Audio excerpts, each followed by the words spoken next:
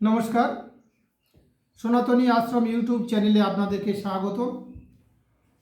আমরা যারা সনাতন ধর্ম রক্ষা করার জন্য সমস্ত সংগঠন মন প্রাণ দিয়ে কাজ করছে তাদেরকেও আমি স্বাগতম জানাই।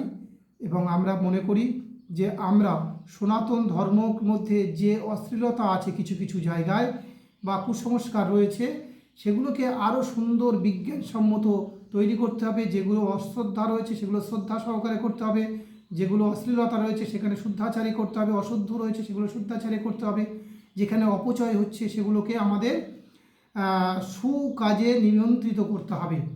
এই বিষয়ে আজ আমরা একটা বিষয়, আগামী যে মহাশিবরাত্রি ব্রত আসছে, মহাশিবরাত্রি পূজা হবে, বিভিন্ন শিব মন্দিরে যে পূজা হয় এবং সেখানে বহু মায়েরা সেখানে জল ঢালেন, গঙ্গা জল ঢালেন, ডাবের জল ঢালেন, দধি দুগ্ধ ঘৃত যে পঞ্চামৃত আমরা বাবার মাথায় দিই।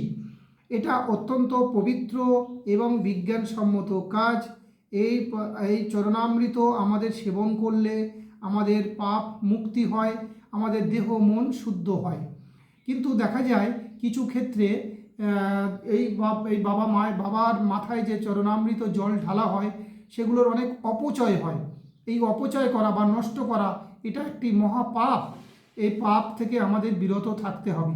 সে কারণে আমাদের সনাতনী আশ্রমের পক্ষ থেকে আপনাদেরকে আমরা অনুরোধ করছি যে আপনারা যারা বাবার মাথায় যে পরিমাণে পঞ্চামৃত ঢালবেন, যখন ঢালবেন ছোট ছোট মন্দিরের ক্ষেত্রে যে তলায় যে জনিদারের নিচে আপনারা একটা পাত্র দিয়ে রাখবেন, যাতে করে ওই সমস্ত পঞ্চামৃত বাবা মহাদেবের মাথায় থেকে গিয়ে ওই পাত্রেতে পড়ে এবং ওই পাত্রে যে জমা যে পঞ্চামৃত বা তখন তো চরণামৃত হয়ে গেল।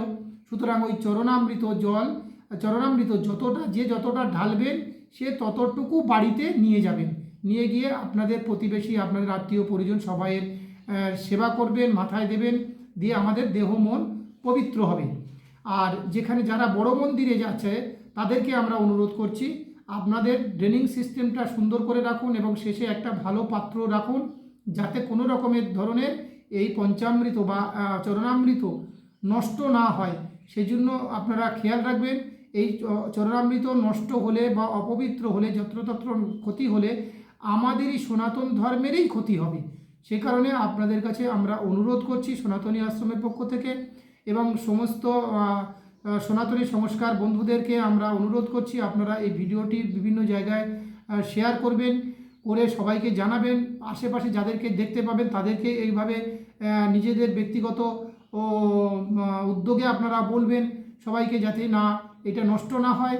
কারণ অপচয় করলে কখনো কোনো মানে সমাজ ভালো হতে পারে না, ভালো থাকতে পারে না, তাদের শুদ্ধ জ্ঞান হয় না। আর এছাড়াও আর একটা বিষয়ও বলার আছে যে বিভিন্ন শিব মন্দিরে দেখা যায় বাবা মহাদেবের নামে অশ্লীল ভাষা বলতে থাকে। তো কিছু ভক্ত আছে তারা উচ্ছৃঙ্খলভাবে এই বাবা মহাদেবের গুণ না জেনে তার নামে খারাপ কথা বলা, এটাও আমাদের মহাপাপ। এই পাপ থেকে, পাপের কারণে আমাদের সনাতন ধর্ম বিভিন্ন জায়গায় ক্ষতিগ্রস্ত হচ্ছে। সে কারণে আমি বলি সেই শিব ভক্তদেরকে বলি, আর যারা আমাদের সংস্কার বাহিনীর সমস্ত সদস্যদেরকে অনুরোধ করি, বাবা মহাদেব যে একজন অনন্ত শক্তিশালী মহাপুরুষ, তার অনন্ত শক্তি, অনন্ত জ্যোতি, অনন্ত গুণ, অনন্ত ভাবনা, অনন্ত জ্ঞান, এইগুলোকে অর্জন করারই নাম হচ্ছে ধর্ম। সুতরাং আমরা যদি অশ্লীলতায় থাকি তাহলে এই গুণ অর্জন করা যায় না। আমরা যদি কৌতূহলে নাচানাচি করি তাহলে এই গুণ অর্জন করা যায় না। এই গুণ বাবার মহাদেবের যে শিবের গুণ, তাতে আছে একটা অসীম সাধনা, কর্তব্যনিষ্ঠ। আমাদের সেই কর্তব্যনিষ্ঠভাবে সাধনা করতে হবে, যোগে করতে হবে, প্রাণায়াম করতে হবে, ধ্যান করতে হবে। ধ্যানের মাধ্যমে থেকে এই অনন্ত শক্তিকে আমরা অর্জন করতে পারি। সে কারণে কৌতূহলভাবে নাচানাচি করবেন না, বাবা মহাদেবের নামে অশ্লীল বাক্য বলবেন না, বাবা মহাদেবের মহামৃত্যুঞ্জয় মন্ত্র জপ করুন, বাবা মহাদেবের গুণকীর্তন করুন, মাতা দুর্গা পার্বতীর শক্তি অর্জন করুন। এটা হচ্ছে বিজ্ঞান। এই বিজ্ঞানটাকে আপনারা গ্রহণ করুন আর অজ্ঞানটাকে পরিত্যাগ করুন। আপনারা সবসময় আপনাদেরকে আমরা অনুরোধ করছি যে আপনারা বাবা মহাদেবের নামে কোনো রকমভাবে অশ্লীল কথা বলবেন না এবং চরণামৃতগুলো যাতে না নষ্ট হয় আপনারা সদা সচেতন থাকবেন। এই চরণামৃত মহামূল্যবান। এই চরণামৃতকে আপনারা যত নষ্ট করবেন তত আমরা পাপে পরিপূর্ণ হব। আমাদের